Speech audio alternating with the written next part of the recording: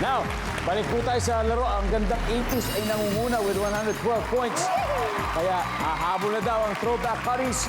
Kaya next na po si Miss Christina, Sir JC. Let's go play round 3.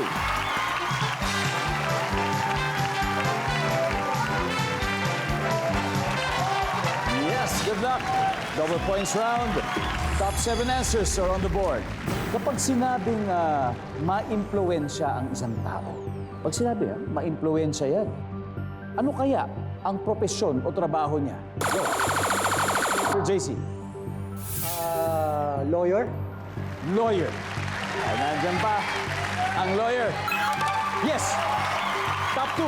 Pero naman, Christina, pag sinabing may impluensya ang isang tao, kaya ang profesyon o trabaho niya? Politiko. Politiko. Survey says politiko. Yep.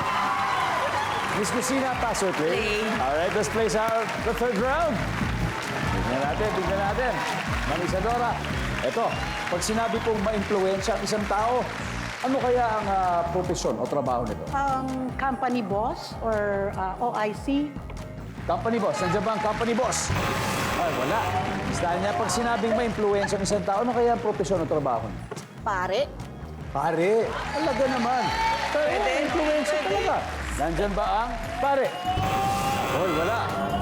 Miss Vida, pag sinabing ma-impluensya ang isang tao, ano kaya ang profesyon o trabaho niya? Militar. Military. Wow, nandyan ba military? Yup. Bago kayo sumagot, baka yung mga kababayan niyo sa Pampanga, nanonood sa atin, Masantol, Hello, Pampanga. para sa kababae ko sa Masantol, Pampanga. Yan. Maya Pabeni, Albenio ko ha. There you go. Pag sinabi pong ma-impluensya ang isang tao, ano kaya ang profesyon o trabaho niya? Judge. Judge. Wow, nandiyan ba ang judge? Wala. Okay, throwback Hotties. Ito po Sir Ernie kayo po may final answer. Pero recommendation, Sujetro, ano kaya? Police. Police? Police? With the same, police. Police din, Sir Bobby? Vlogger or social media influencer. Vlogger o social media influencer. Okay, Sir Ernie ulitin ko, pag sinabing ma-influensya, ano kaya ang profesyon o trabaho ng isang tao? Sikat na artista. Sikat na artista. Pag tama po sila rito, nakakapultos na sila o baka lumamang pa. Nandyan ba ang sikat na artista?